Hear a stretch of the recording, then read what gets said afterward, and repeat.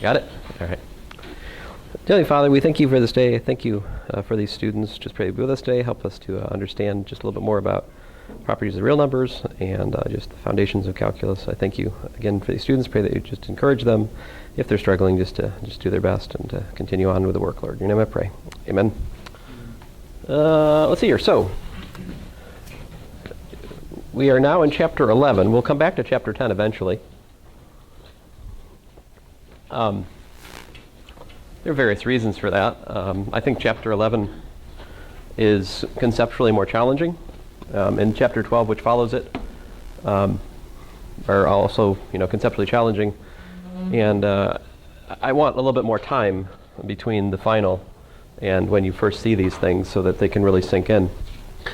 So what we're talking about, roughly speaking, is the theory of sequences.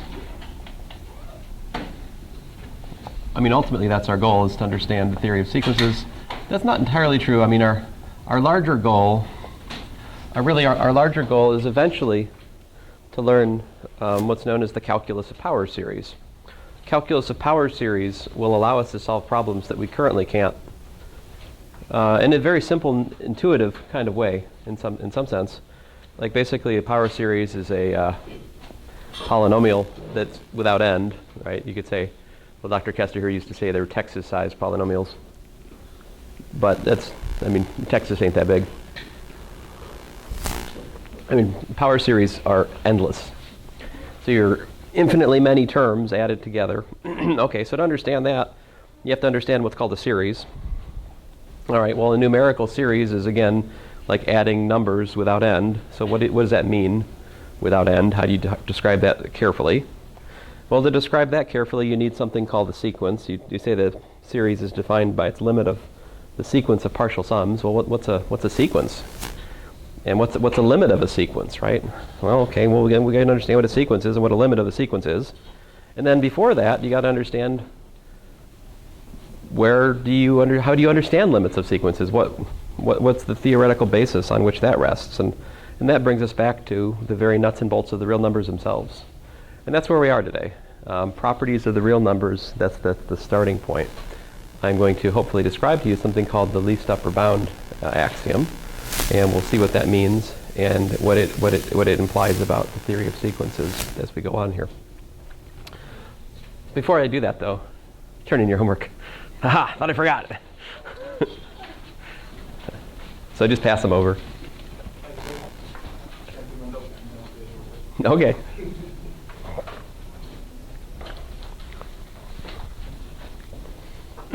So pass them over.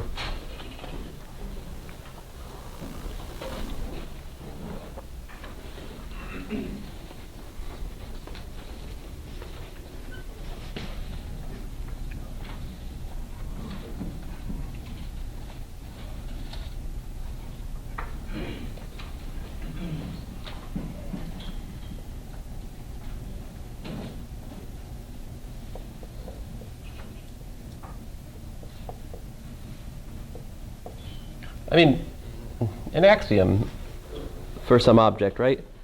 It's some truth which is fundamental, which you can't reduce to more fundamental truths, right? It's a starting point. And so in mathematics, we don't really concern ourselves with whether or not an axiom is true. I mean, that's a default for us. It's a starting point, right? So one way we can approach real numbers is from an axiomatic standpoint. And say, well, real numbers, I don't know what they really are. I have some idea. It's like something like a number line, right? That's kind of an intuitive picture of what it is. But what is it really? How can you construct real numbers from more basic mathematical objects? Well, that's a hard thing. But I can start listing properties of real numbers for you, all right? And that's what I'm going to do now. So what are the basic properties, basic axioms of real numbers, really? Well, I'll start out with something kind of obvious. 0 is an element of the reals, all right? And you have 0 plus x is equal to x plus 0 for all x in the reals. Oh, now let me start making my list of things I use. Upside down A means for all. All right. This backwards E means there exists. I'll add to this list as we go. There's a few more. So, oh, I already used one. Funny looking. So if I write x element s like this, this means x is an element of s, right? So you could also read that funny looking e thing as in x is in s. So first of all, what we have is there exists an additive identity.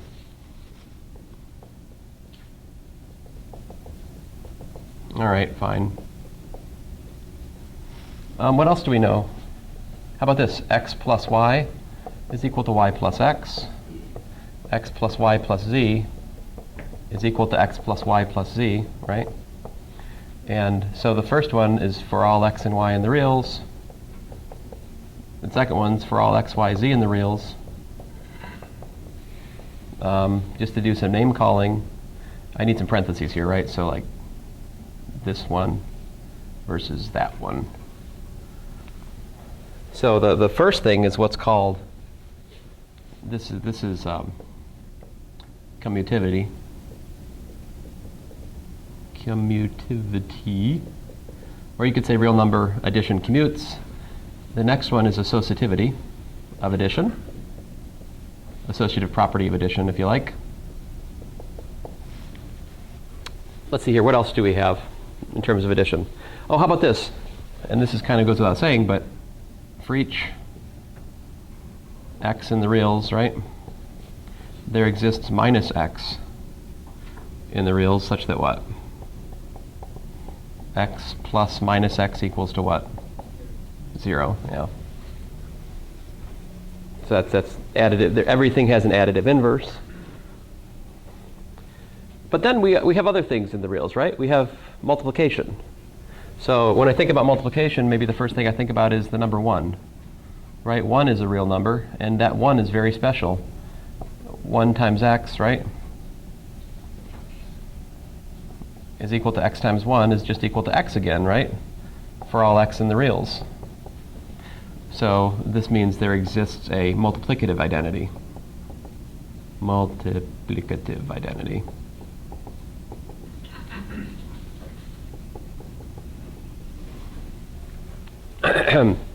Let's see, what else? There's some things here, right? Like multiplication does what? If I have x times y, that equals to y times x, right? If I have x times y times z, it's equal to x times y times z, right?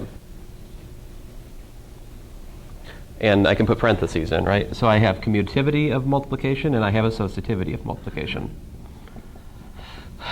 For all x and y in R, for all x, y, z in R. So this is commutativity. Let me just write it this way. Multiplication commutes.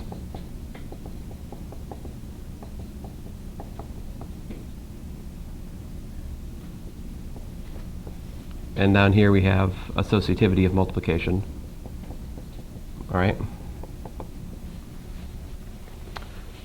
Let's see here. What else goes on? There's things that link multiplication and addition, right? Like we have x times y plus z is equal to what? Right? And that's true for all x, y, and z in R. And this is the distributive property, right?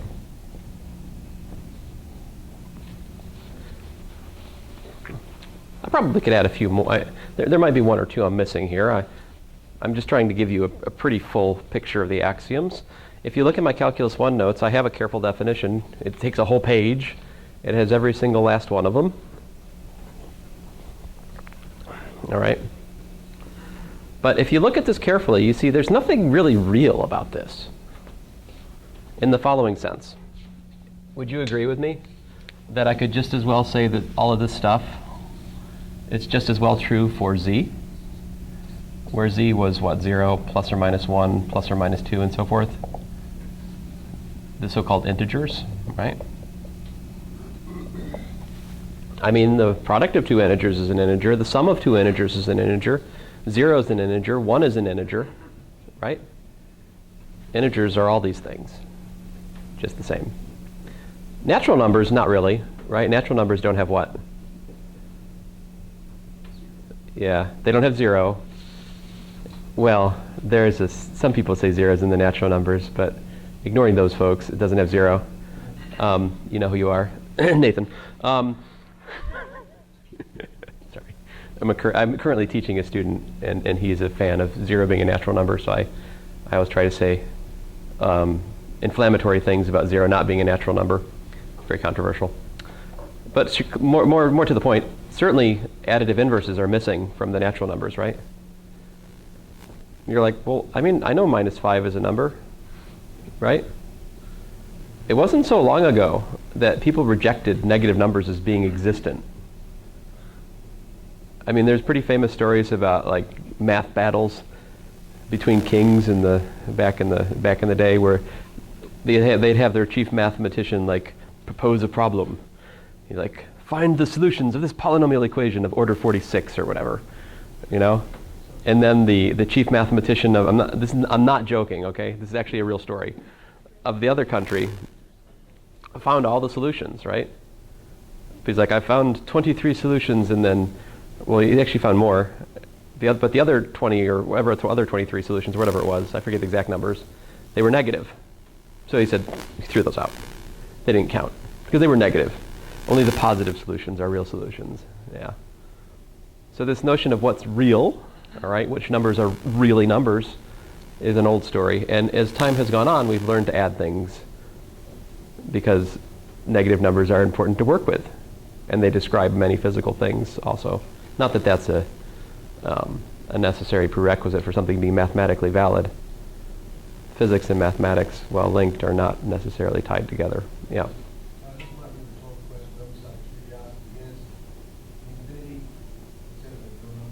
No. Infinity's not a real number, no. But you could take the real numbers and adjoin infinity to it, get something called the really long line, if you also throw in infinitesimals. And you could do calculus over the really long line, where derivatives are actually quotients of infinitesimals. This is known rigorous mathematics. It's also called non-standard analysis because it's not standard. Okay, mathematicians have very non-imaginative names for things, like we have another theory of analysis. It's not the standard one. What should we call it? I know. Non-standard analysis, yes. There's a book by, I think, Keisler. Free. You can read it if you want. So they replaced the hubris of limits with the hubris of the algebra of infinitesimals, which I'm pretty sure is worse, and why we don't do that. But on the flip side, you can say, is the derivative, is like dy dx, is that like actually dividing dy by dx, like a little dy and a little dx? Well, yes. In their formalism, it is literally a quotient of numbers, but not the numbers you know. Okay, I shut up. This is integers, but there's something missing, right? How about this? If I have for x not equal to 0, there exists x inverse in the reals, right? Such that what? X times x inverse equals to what?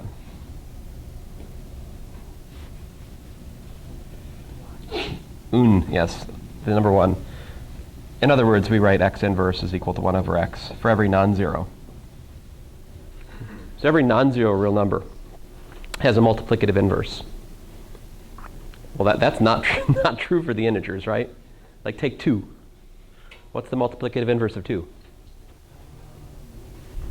1/2, right? So integers do not have this axiom.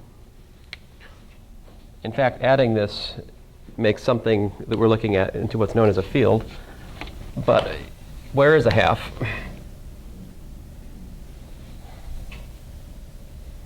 The rational numbers, right? Which we denote by Q, rational numbers. Well, I don't want to. You know what rational numbers are. I don't want to tell you what they are.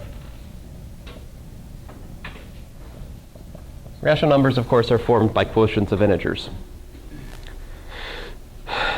Okay, so there's that.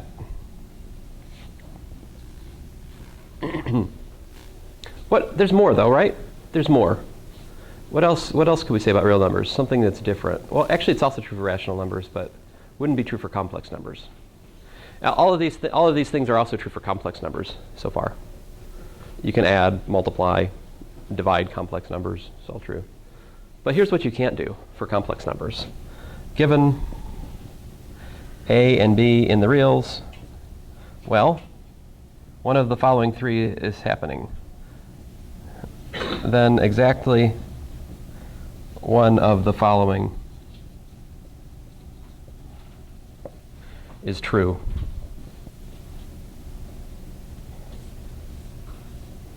I'll start us out. A is less than B. Well, A is greater than B. And what's the middle case? A equals B. Them's your choices. The reals have this trichotomy. Oh, sorry. Sadness. B.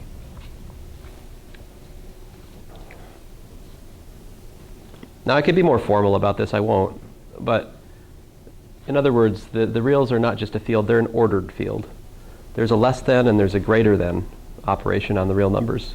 You can put them in order. The reals are ordered. In the complex, you know, if I have here's the number 1, here's the number 1 plus I in the complex plane, you know? Which one of these is like larger than the other?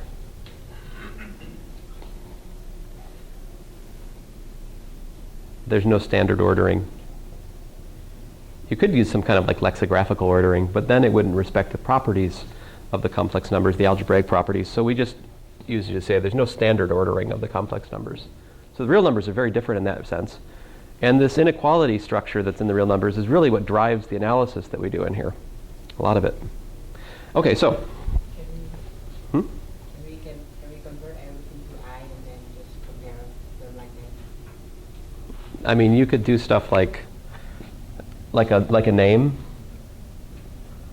What's your name? Ty. And let's see here. Somebody else with a name starting with T. In here, who? Travis, all right. I'll just take the first two letters if you don't mind. I could say, okay, so clearly that's greater because the T's match, right? But Y is further in the alphabet than R. So your name is greater than your name based on the first two letters by the so-called lexicographic ordering. You could do the same thing here. You could go, oh, they have the same real part, but this one's further up, so this one's greater than that. You could do that. But you wouldn't get to say things like this. Well,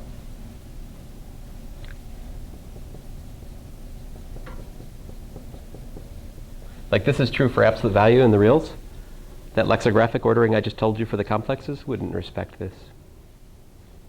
And they wouldn't satisfy other things. So anyway, I digress, but there are reasons that lexicographic ordering isn't, it's not simpatico with the algebraic structure, let's just say. Okay, going on. So, even so, this is also true for the rational numbers. Rational numbers are still ordered. There's less than and greater than for rational numbers. So I can still extend this to here. I don't really need to, I mean, fine, I can, all right. So what makes real numbers real? What's the difference between real numbers and rational numbers? All right.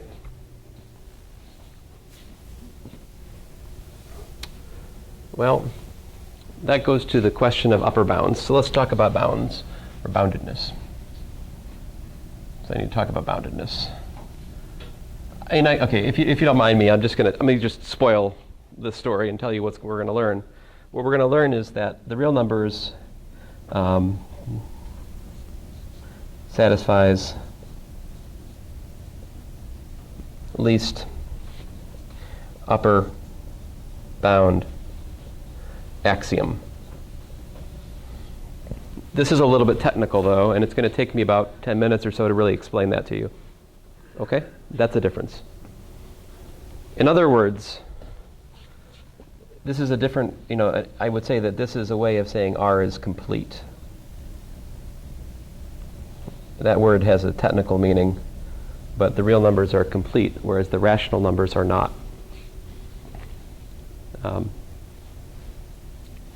Okay, more on that after we have a few more terms. Boundedness. Let S be a subset of real numbers. What is it? What are you wondering about? What is that word you said? This one? Or no, the one up there. Boundedness. Oh, bound. Okay. Yeah, sorry. Okay, so given a set of real numbers, we can talk about upper bounds or lower bounds for a set of real numbers. Let me try to go through this. If S is a subset of real numbers, then I'll use a capital M with feet. M, an element of the reals, is an upper bound for S if M is greater than or equal to X for all X in S.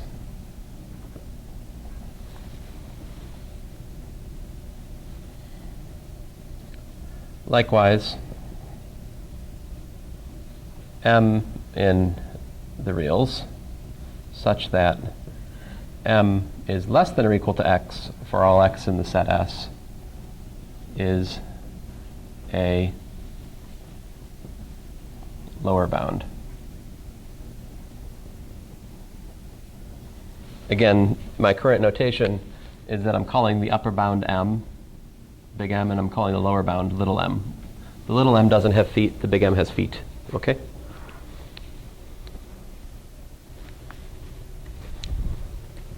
All right.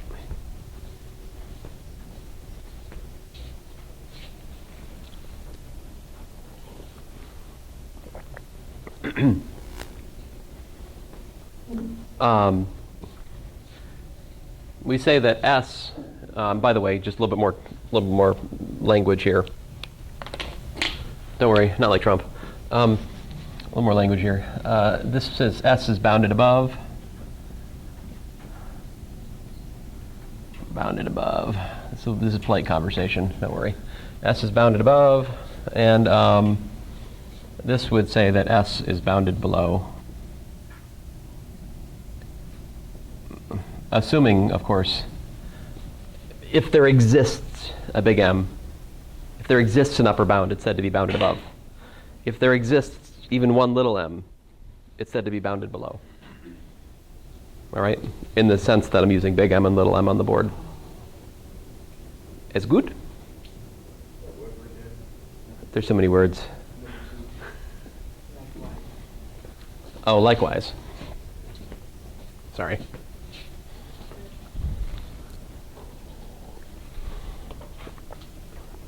In similar fashion, you know. All right, so some examples.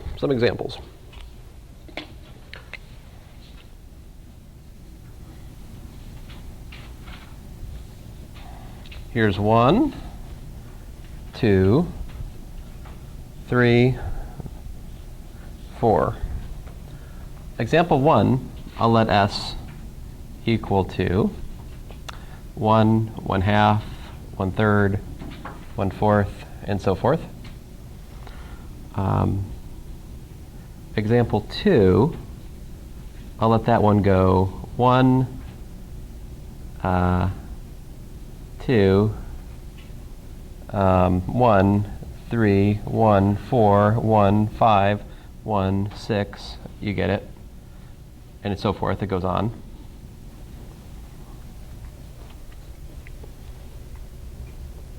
Let's see here.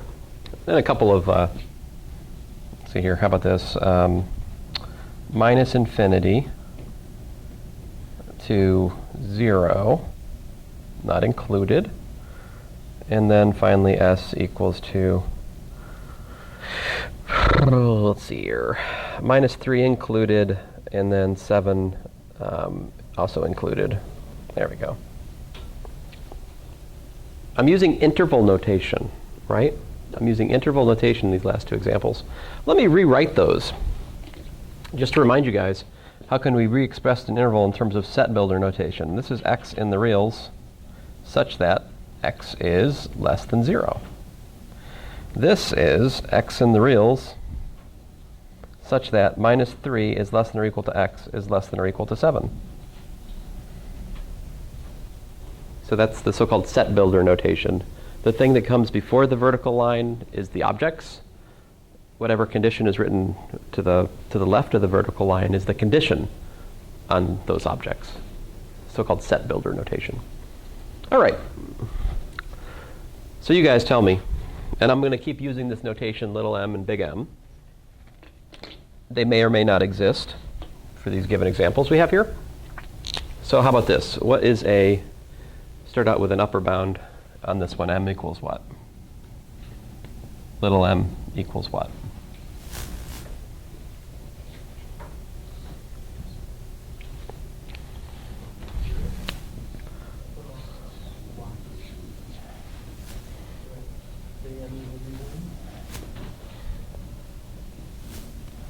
So you said the upper bound is 1, and the lower bound was what? 0. All right. Now, I would just tell you that you could just as well use what? An upper bound of 2. You could use an upper bound of 2 million. Those are also upper bounds, because these numbers, right, are bigger than everything in the set, right? Those are also upper bounds. Lower bounds, you also have options. Minus 0.0001 or minus 32 or whatever. Any negative number will do as a lower bound. Also lower bounds. How about this one? What's an upper bound? I would tell you m is not an element of the reals. In other words, the upper bound does not exist.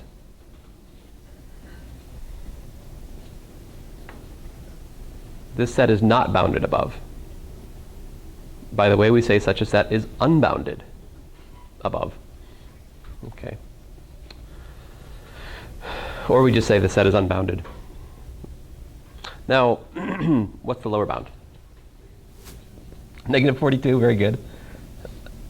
I was looking for 1, but also minus 42, 0.4, right?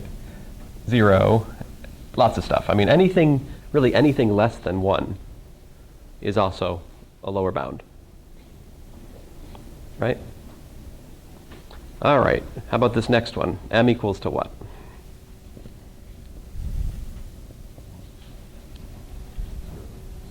Right? 0 or anything positive, right? Any positive number will do, really, right? What's a lower bound? It's unbounded below, right? M is not an element of the reals in my current notation. I could express the fact that there's not a lower bound by saying that here. Okay, how about this last one? M equals 7. Little m is minus 3, right? And again, anything larger will be still an upper bound. Anything smaller will be also a lower bound, right? Es good? This should not be confusing, right? I mean, you're like, could you spend more time on more confusing things, please? Fine. But we have to be on the same page about what we're talking about here, all right? Because now all of a sudden I'm going to say something which is a little bit less obvious. Axiom. Every non-empty set of real numbers that, this is a very important word, that has an upper bound, all right? In other words, every set of real numbers which is bounded above, all right, has a least upper bound. This is the so-called least upper bound axiom. This encapsulates what it means for the real numbers to be complete. In some sense, you could say this is what gives the real numbers continuity. The fact that real numbers are like stuck together. One adheres to the next, although there's no concept of next. I mean, what's the next real number past 0? whatever you tell it is, I will take it and divide by 2 and find you something closer. Haha. Take that. Right? You've been exposed to this idea before. Maybe somebody told you the real numbers don't have holes. Right? There's no holes. You can draw a number line without having any holes in it. That's what this is saying technically. What is the least upper bound? Here's the definition. Lub, notation for it, lub of S, the least upper bound of S is M, an upper bound, all right, such that what? Such that M is less than or equal to N for any other upper bound N of S. It is the smallest of all possible upper bounds. That's the least upper bound. It is what it sounds like, all right? You could also define the greatest lower bound of a set from the other direction of thinking, right? You could look at the set of all possible lower bounds of S. Choose the greatest one of those. That will be the greatest lower bound. Here's a picture of the idea. Here's a set with on the number line, I've illustrated the points in S by little black dots, right? In this set, N is an example of an upper bound, which is beyond the set. N is an example of a lower bound, which is below the set. The greatest lower bound of S would be like here. The least upper bound of S would be like there. Okay. While I'm at it, we also define max and min. All right. I've erased it, unfortunately. Here I have the definition of min. If the greatest lower bound of S is actually an element of S itself. And that need not be the case.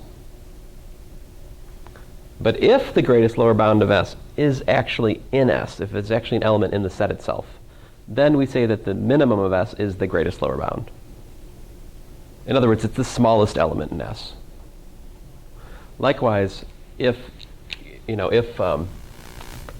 the least upper bound of S is an element of S itself, then the max of S is equal to the least upper bound of S. I don't think this definition's in your textbook, but it's worthwhile to have because it's something you want to talk about. You want to talk about maximums and minimums when they're around, right? But they're not always around. So let's think about this notion. Now you guys were already giving me the least upper bound or the greatest lower bound in your answers here. That's your default, isn't it? You don't want to just give me an upper bound. You want to give me like the best upper bound, right? The one which is closest to the set. And you see, you already told me that here. In fact, the least upper bound of this S is what? It's equal to 1, right? And the greatest lower bound of this is what?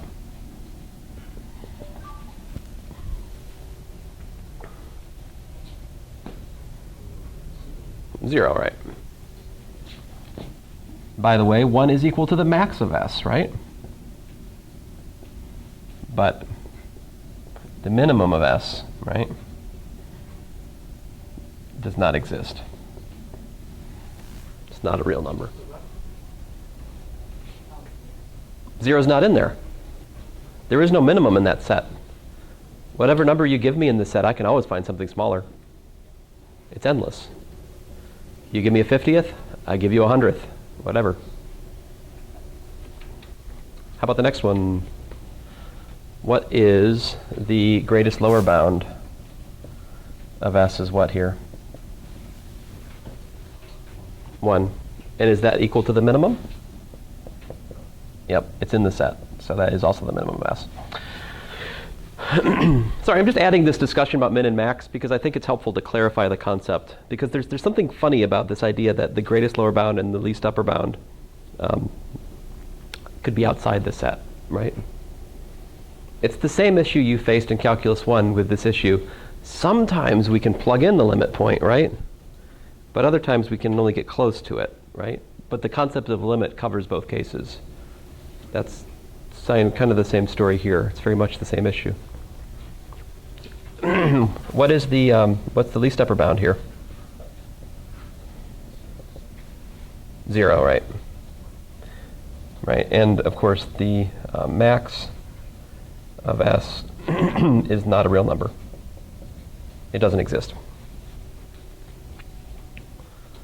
I mean, I'm just being lazy. Like most people would say, instead of this, they would say minimum of S does not exist or something like that. I mean, I don't know. What's the standard way of communicating into it? You can tell me it's not an element of the reals. I understand that to mean does not exist. I'm saying it doesn't exist as a real number, which I think is equivalent, but whatever. And how about the greatest? This is unbounded below, right? So there is no greatest lower bound. We can't even ask the question. And finally, this one, 7 is the least upper bound of S, right? And -3 is the greatest lower bound of S, and those are respectively the max of S and the minimum of S, right? Closed intervals are nice. None of the peculiarities of missing maxes or mins are present with closed intervals. The nicer theorems you know from Calculus 1 are for closed intervals. That's not accidental. Those missing endpoints can have funny things happen, right? Intermediate value theorem is stated for a closed interval. Rolle's theorem, closed interval. Mean value theorem, closed interval. Okay.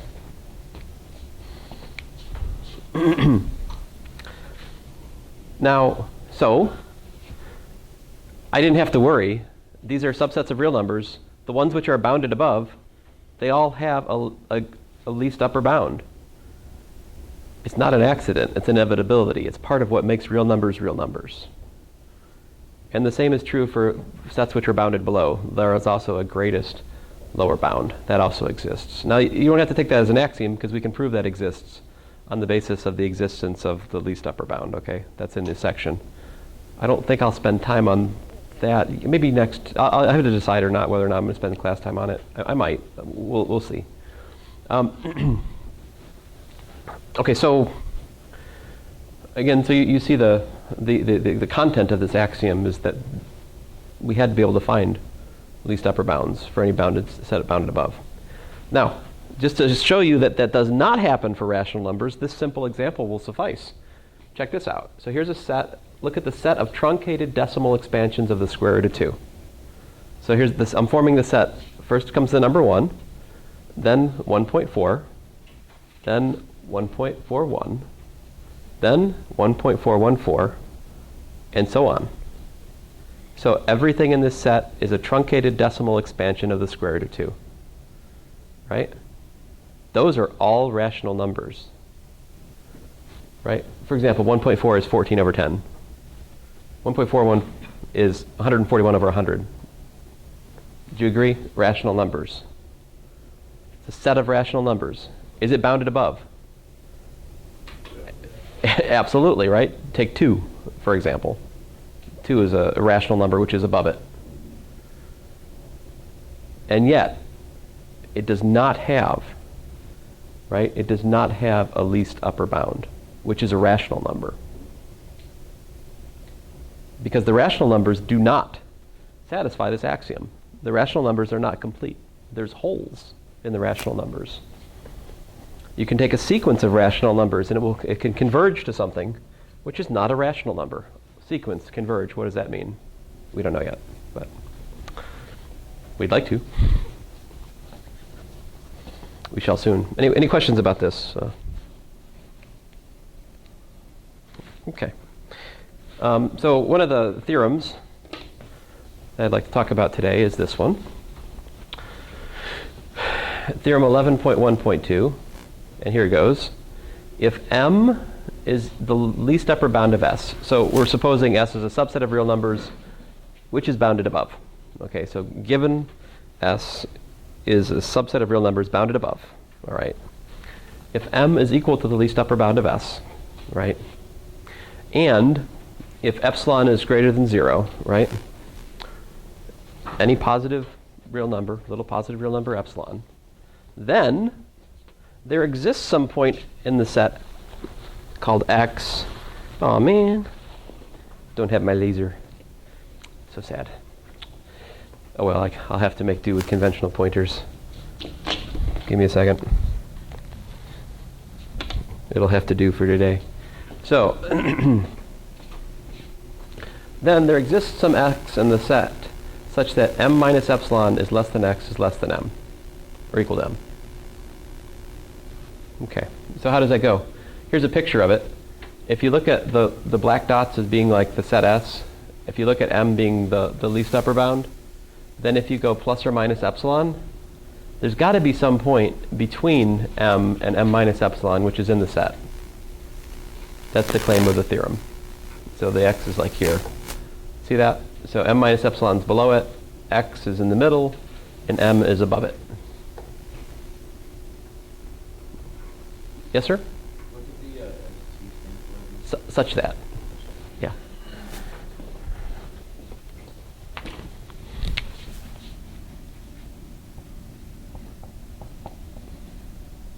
Very good question. Let's see here, what else is on this list? How about, oh man, well every once in a while I do this, but I haven't done this much with you guys. SP is suppose. I don't really do that much though. I don't know. I guess what's more interesting is perhaps this, like, there does not exist.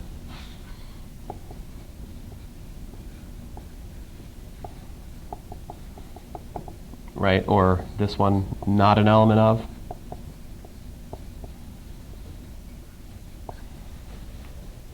Those come up. All right. All right, so the proof of this theorem is by contradiction.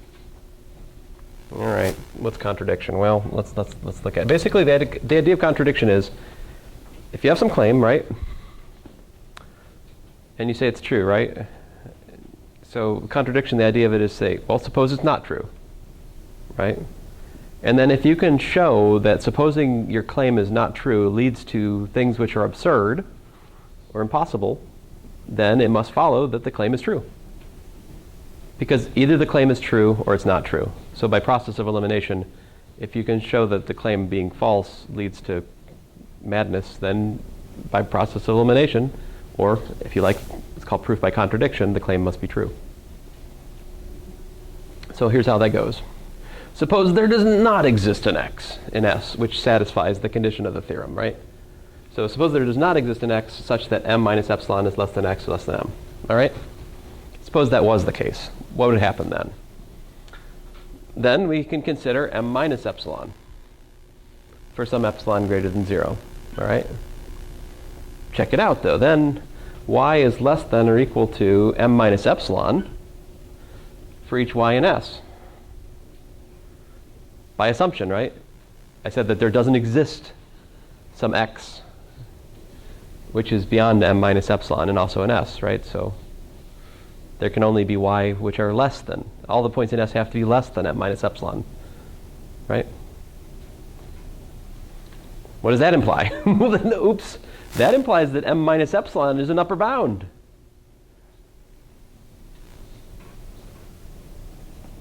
M minus epsilon is an upper bound for S. Uh-oh. But what does that mean? Is m minus epsilon less than m? If epsilon's positive, then yeah. So what do we just we just found an upper bound for S which is smaller than the least upper bound. Oops. No can do, right? That's a contradiction. That's an absurdity. You can't have that. So that contradicts that m is the least upper bound, which goes to show us that this initial assumption here was incorrect.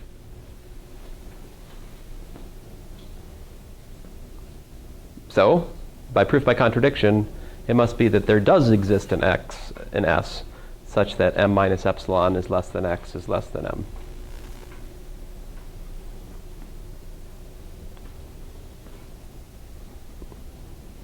Yep. Just to make sure, epsilon is any positive variable, right? Mm-hmm. Okay, so that's kind of confused with the X is a subset of S. It's the same kind of symbol. Yeah, well, if you don't like my epsilon variable, it should be clear from the context where I'm using a variable is where I'm using an element of. We could do this.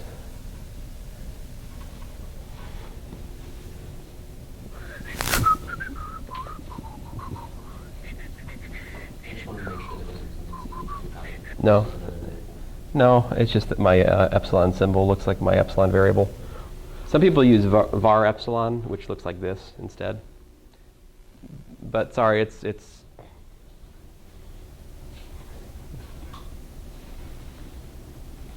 you could use delta if you want instead of epsilon, and we wouldn't have this problem, but I'm trying to follow the text. But at the same time, yes, anyway. I mean, it's a valid question. It's an unfortunate aspect of my handwriting, yeah. I have tried to fix this. I would try to fix what you're talking about and like not use both in the same meaning. I have tried this before. But I can only stay with it for about maybe 5 minutes, and then I will go back to my default. And then it will create even more confusion, because you'll be insisting that I've made this distinction where and I'll stop. It's just better to just admit defeat and just, if a question comes up, I'll add tildes to it or something. So it should be clear from the context, though, which is being used as an operation and which is being used as an element, as an actual variable object. Yeah. Okay, the other theorem, I think this is theorem 11.1.4 actually, is that if little m is the greatest lower bound of S for some set S which is bounded below, and if epsilon is greater than 0, there exists an X such that m, little m, is less than or equal to X is less than m plus epsilon. So it's the counterpart of the theorem I just proved, but for greatest lower bounds. Basically, you look at the picture, it's like, oh, okay, so if m is the greatest lower bound, and I look at m plus epsilon, that's inside the set, right? So there's got to be something between m and m plus epsilon that's in the set.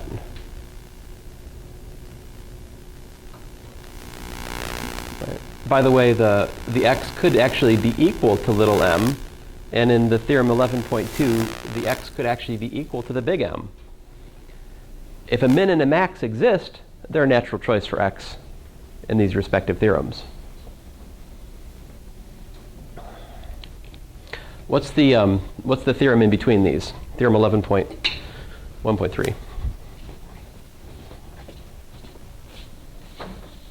So what I'd like for you guys to do is to read this section and see if we can talk about it again tomorrow if you have further questions about it, yeah?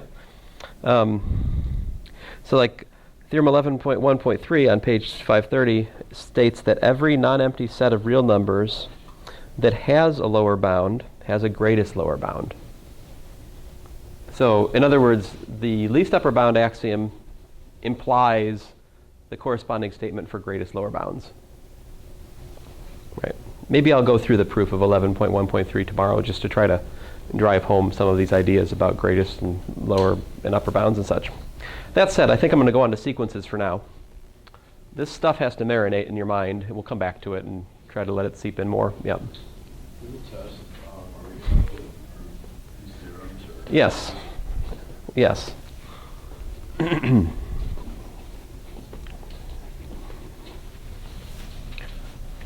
Yes, I was asking Sprano if he covered this, like last time he taught. He said, yeah, and he actually had on the test, what he did was he made them, let's see here, if I remember right, they were responsible for the proof of that one and that one. Yeah. Well, there's a saying that, oh, I can't remember the saying. But yes, we do love proofs. I mean, that's kind of, well, that's math. Yeah, I mean, math without proofs isn't really math. Yeah. Well, I don't know. I mean, I go back and forth. It was a long time before I cared about proof in math myself. I used to only care about calculations. I wanted to know all the calculations which were possible. All of them. So I just kept looking for more. And more and more. And then finally at some point it dawned on me, your question is meaningless unless you learn how to prove things. Oh, dang it. Then I said, oh fine, I gotta prove things. So I grudgingly started looking at proofs. So I hear you. I mean, I understand the feeling. I get it. I rejected algebra for a while. I couldn't see the point in it. I was a teenager.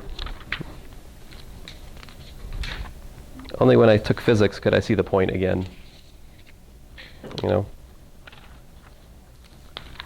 That said, I don't spend a lot of time on motivating things in my classes because motivation is deceiving. If I motivate you, that doesn't mean you can do anything. You might be happier, but could you calculate anything? Maybe, maybe not. You were like, but if you motivated me, I'd actually study it. Well, you see, that's where we part ways. I assume that you study it. It's part of my axioms. So if you've decided not to study it, I can't. You're really outside my axiom set. I can't consider you as a student if you don't study. I don't really consider you. Oh, I'm sorry. This is going to a dark place.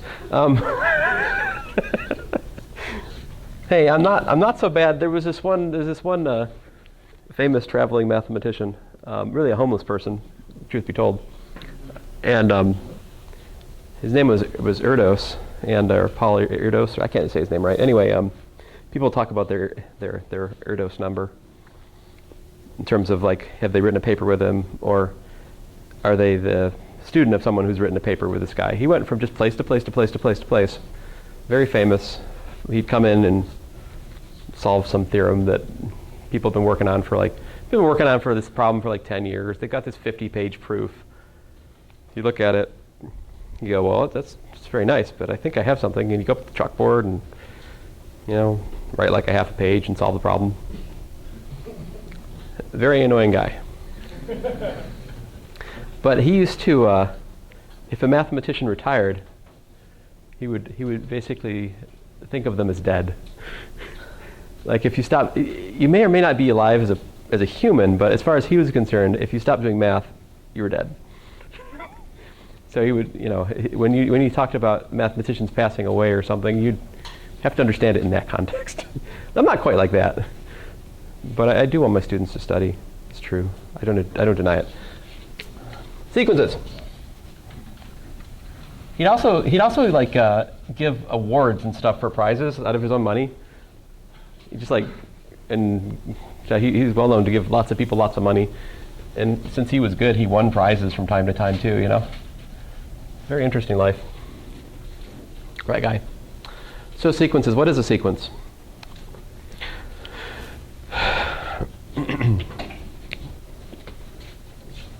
Definition. That said, I will try to be clear with you about what my expectation is of you on the next test. It's more important that I do that. There are certain theorems that I would expect you to be able to prove. There are other ones that I wouldn't, because they're just too... For example, it seems likely that I might ask you to prove that the limit of a sum is the sum of the limits. That one's not too bad. On the other hand, proving that the product of the limits is the limit of the products, oh, that's unpleasant. So, you know, there are things that are appropriate and things that are not. Those things, that whole discussion will become kind of more clear as we go on in here. So, but for now, you should work on your homework, right? Definition, we say a function from the natural numbers to a set S is a sequence.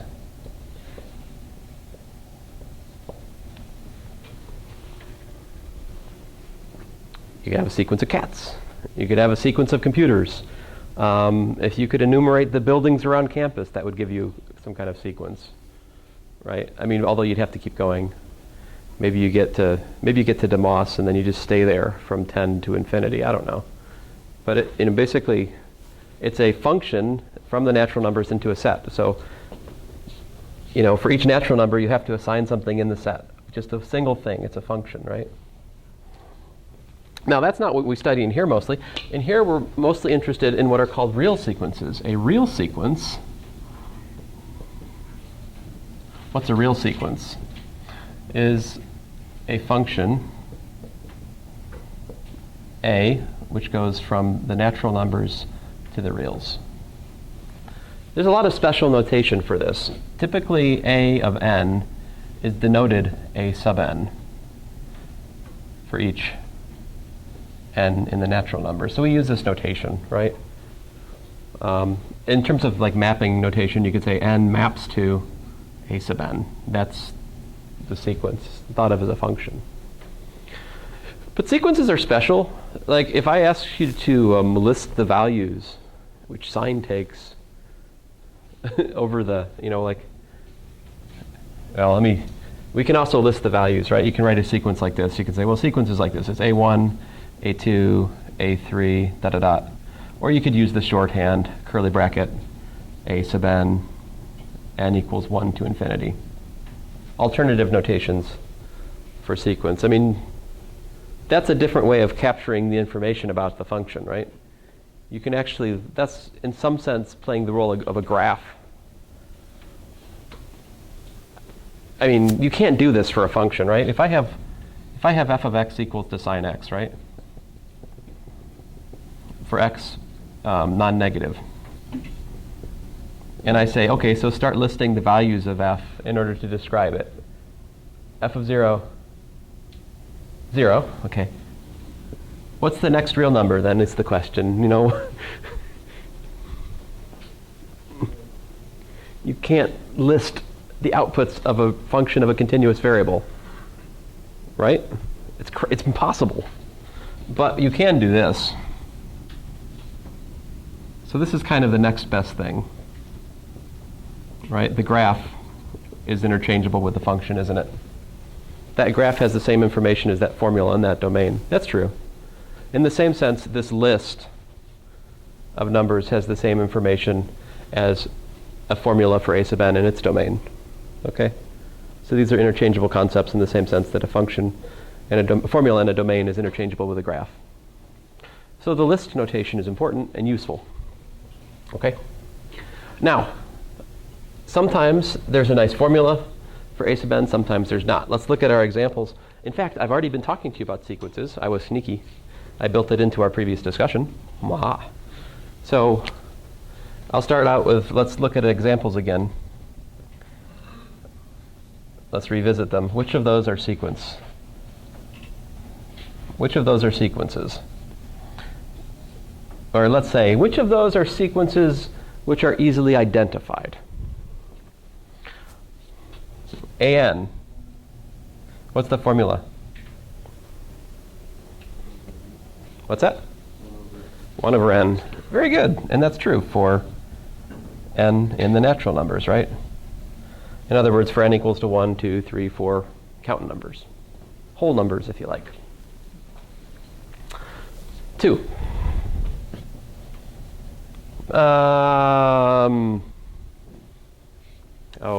2. Definitely gonna have to go case-wise on this thing. I'll do the easy part. It is 1 if what? N is equal to 2k minus 1 for some k in the natural numbers.